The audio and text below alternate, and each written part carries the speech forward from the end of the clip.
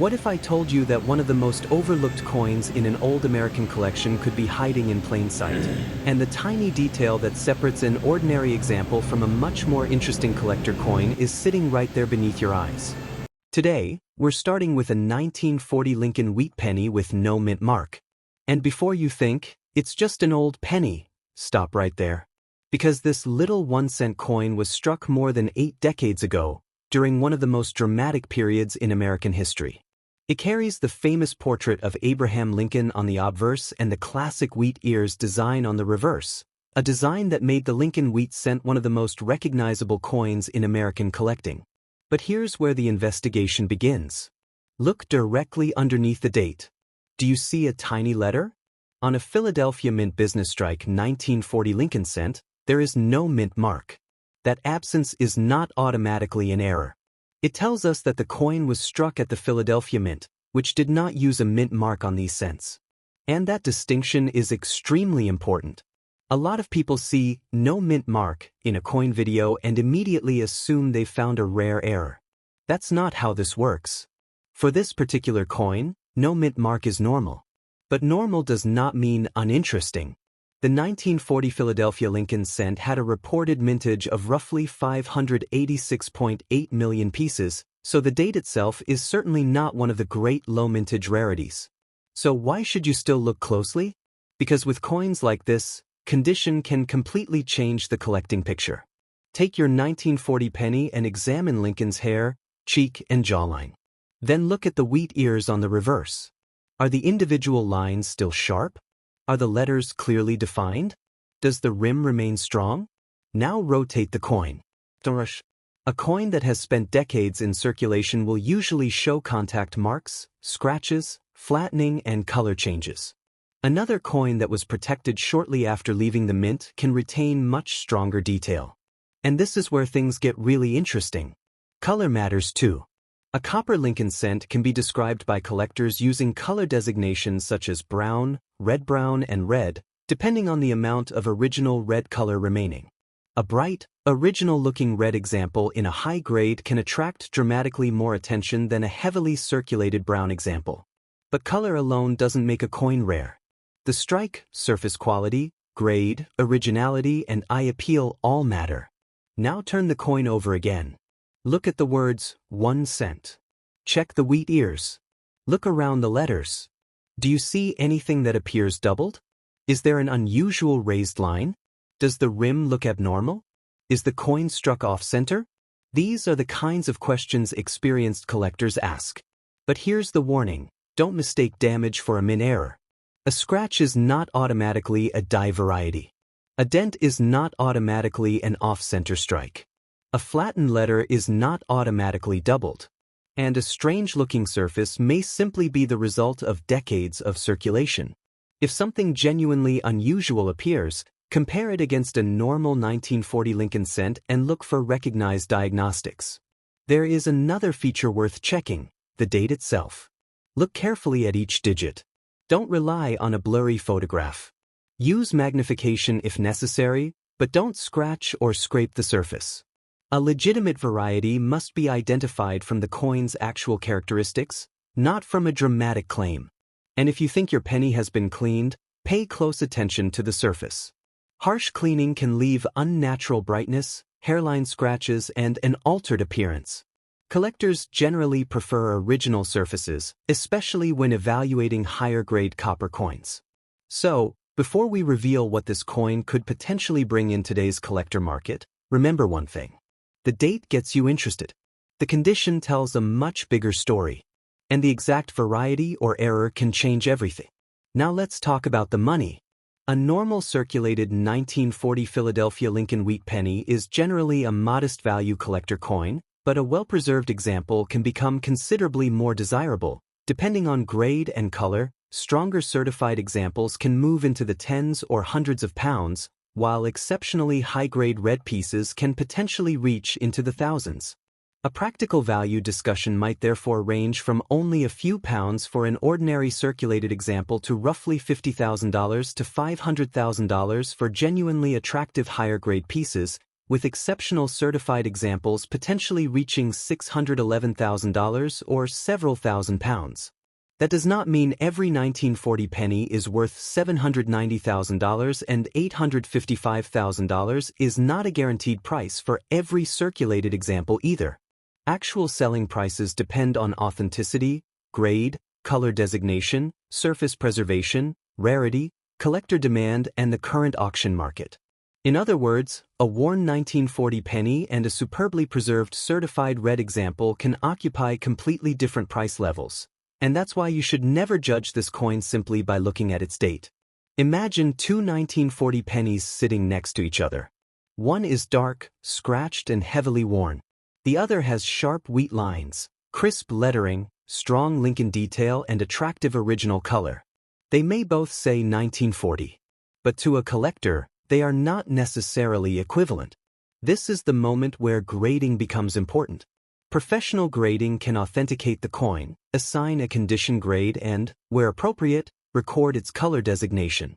For an ordinary circulated penny, paying for professional grading may not make financial sense. But for a potentially exceptional example, especially one with strong surfaces and unusual characteristics, professional evaluation can become much more relevant. And there's another mistake you absolutely want to avoid. Do not polish the coin. Do not use metal cleaner. Do not rub it with a cloth. Do not try to make it shine. That improvement could actually make the coin less desirable. Instead, hold it carefully by the edges and store it in a proper holder. Now think about the history behind the date. 1940 was not an ordinary year in America or the wider world. The United States was still before its entry into the Second World War, while events overseas were rapidly transforming international history. Every 1940 Lincoln cent was part of that era. And that's one of the reasons wheat pennies remain so addictive. You're not simply collecting old metal. You're collecting history. But we're only getting started. Because the next coin moves us to 1941, and that date contains a variety that serious Lincoln cent collectors know very well. So don't leave yet. Now we're moving to 1941, and this is where the story takes a serious turn. At first glance, a 1941 Lincoln wheat penny with no mint mark may look almost identical to the 1940 coin we just examined. Same famous Lincoln portrait. Same wheat reverse. Same familiar 1-cent denomination. No mint mark. But there is one reason collectors pay particularly close attention to the 1941 Philadelphia issue. And if you have one sitting in an old coin album, you need to know exactly what you're looking for. The first thing to understand is that the absence of a mint mark is normal for a Philadelphia Mint business strike. So if your 1941 cent has no letter beneath the date, don't assume the coin is an error simply because there is no D or S. In fact, the Philadelphia Mint struck an enormous number of 1941 cents, about 887 million according to published mintage figures. That immediately tells us something important. The date itself is not enough. But here's where the suspense begins.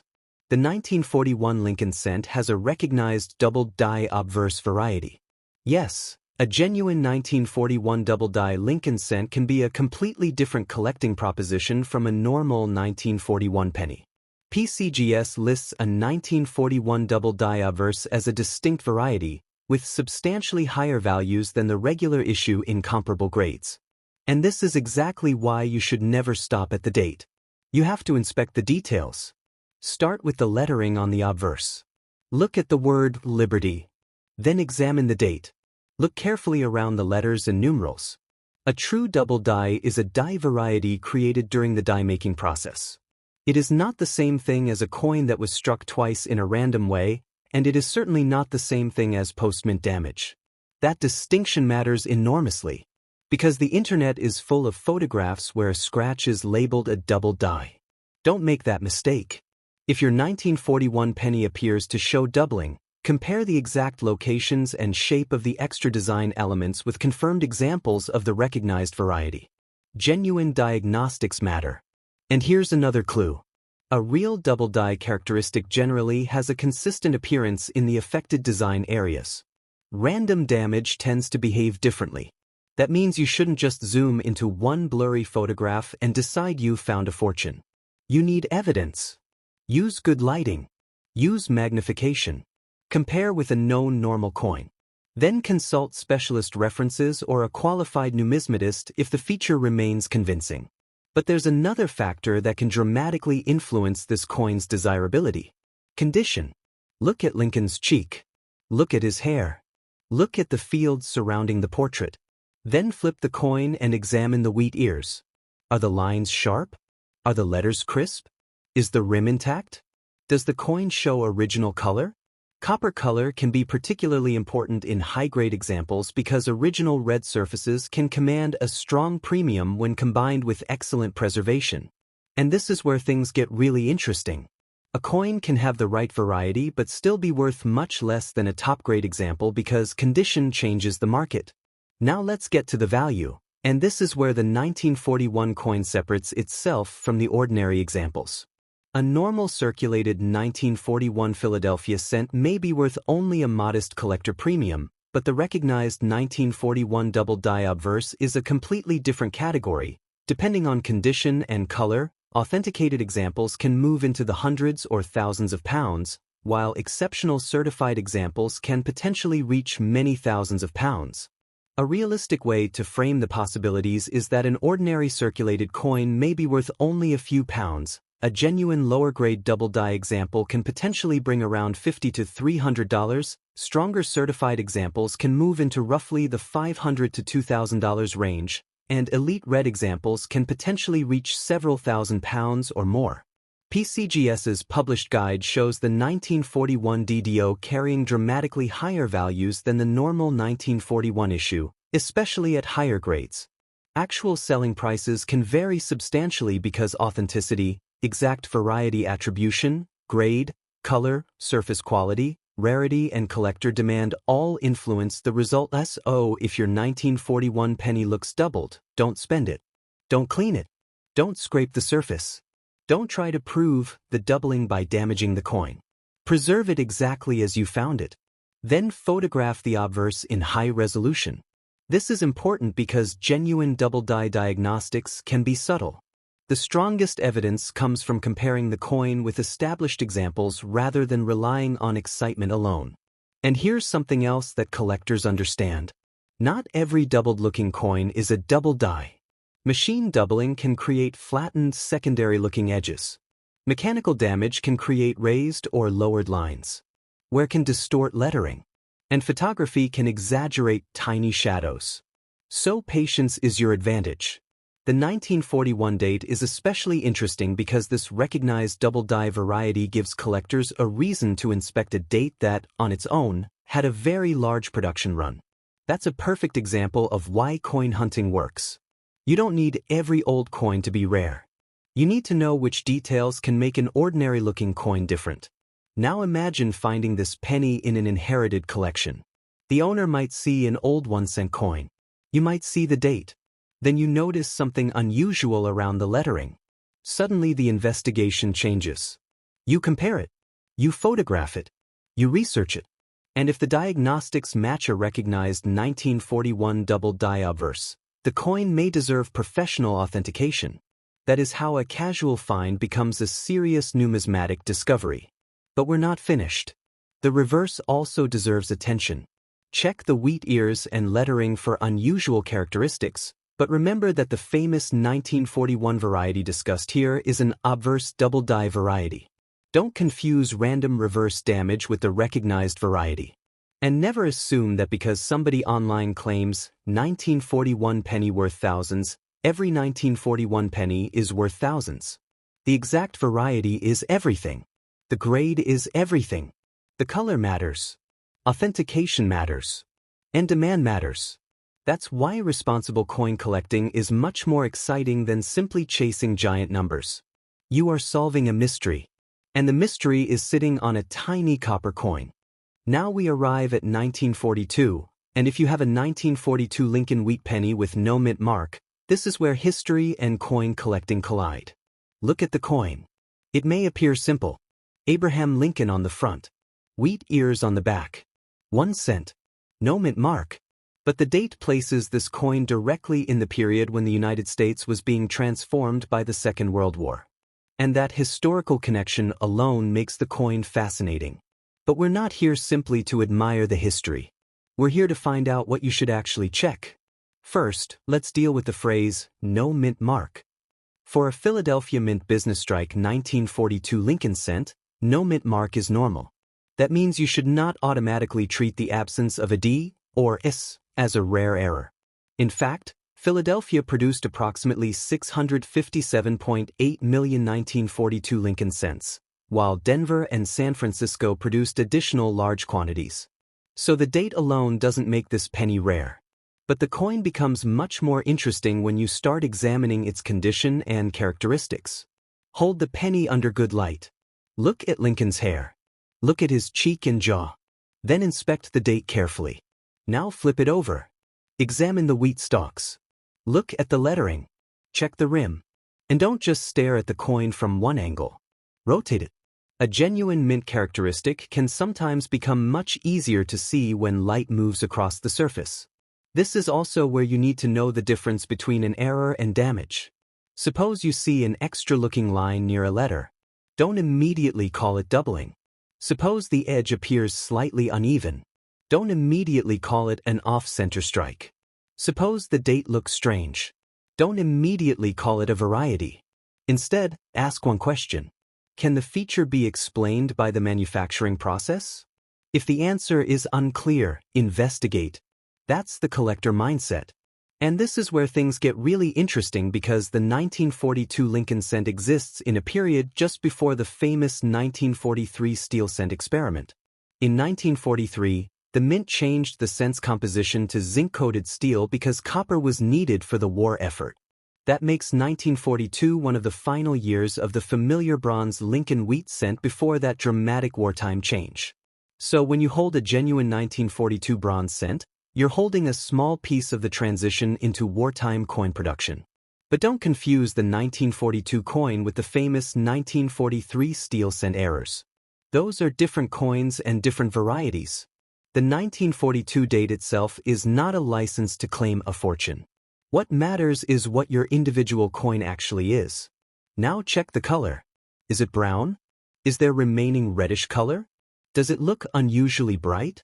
If the coin has been cleaned, that brightness may be artificial. Original copper color and an unnatural cleaned appearance are very different things to experienced collectors. So don't polish it. Don't use vinegar. Don't use metal cleaner. Don't rub it with a cloth. You could permanently alter the surfaces. Instead, protect it. Now we're getting close to the part everybody wants to know. What could a 1942 Lincoln wheat penny actually be worth? A normal circulated 1942 Philadelphia cent is generally a modest value wheat penny, but higher grade and attractive original color examples can command significantly more. Strong certified examples can move into the tens or hundreds of pounds, while exceptional high-grade pieces can potentially reach into the hundreds or even around 1,000 pounds or more. A useful potential range is only a few pounds for an ordinary circulated example, around $25 to $200 for stronger collectible pieces depending on grade and color, and potentially $500 to $1,000 or more for exceptional certified examples where rarity, grade, and demand justify it. That does not mean every 1942 penny is worth $500, and a $1,000 result should never be assumed without exceptional condition and market evidence. Actual selling prices depend on authenticity, grade, color, surface preservation, rarity, collector demand, and current auction conditions.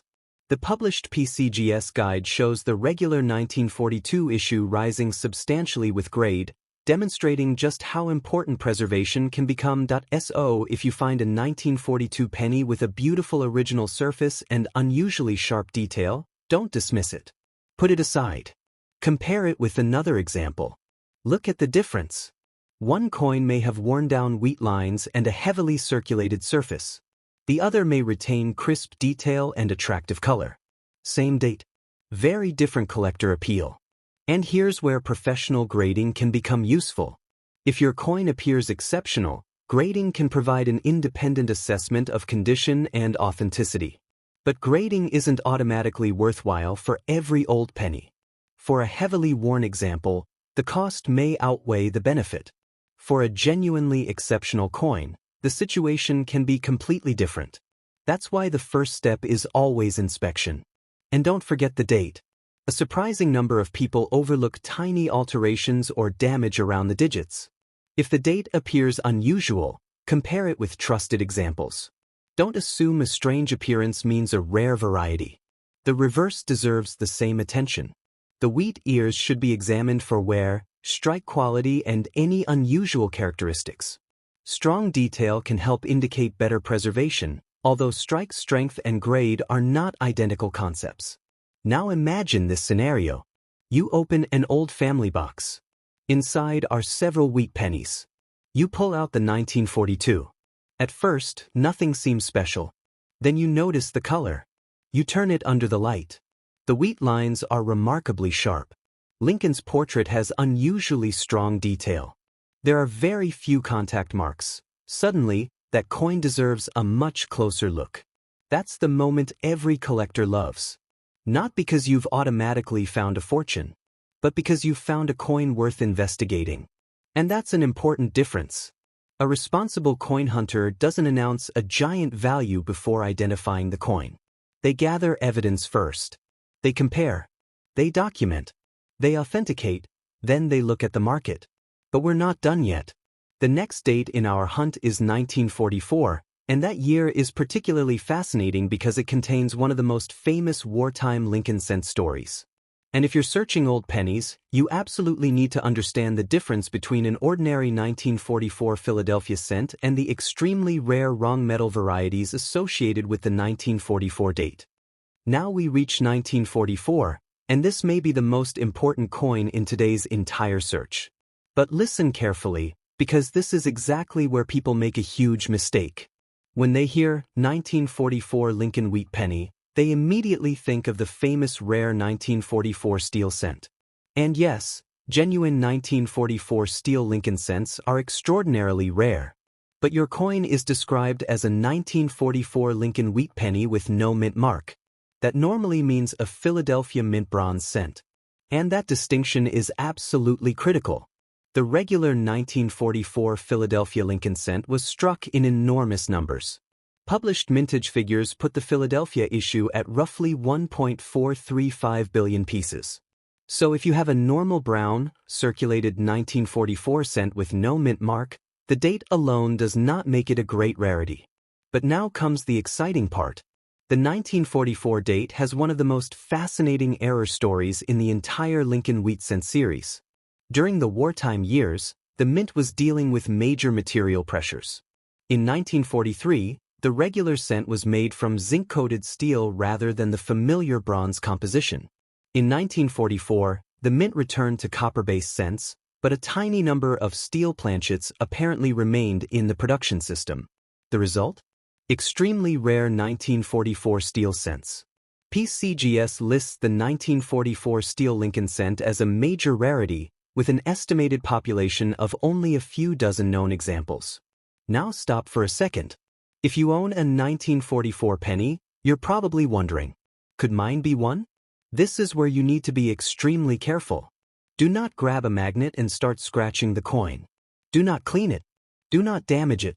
A genuine 1944 steel cent should be professionally authenticated because counterfeits and altered coins exist, and because composition is one of the defining characteristics. The normal 1944 Philadelphia cent is bronze-colored. A genuine steel example is visually different. But appearance alone is not enough. A coin can be plated, altered, or chemically treated. That's why professional authentication is so important for any alleged 1944 steel cent. Now let's return to your no mint mark example. The lack of a mint mark means Philadelphia for a regular business strike. It does not mean the coin is an error. So look at the metal. Look at the color. Look at the surface. Look at the weight using appropriate equipment if you know how to do it safely. And most importantly, don't make a conclusion from one clue. Use several. Mint mark. Composition. Magnetic behavior. Surface characteristics. Professional authentication. Together, those clues can tell a much stronger story. And this is where things get really interesting. Because the difference between an ordinary 1944 Philadelphia bronze cent and an authentic 1944 steel cent isn't a tiny premium. It's an entirely different category of rarity. So let's talk about the potential value, and this is where you absolutely must separate the normal coin from the extraordinary heir.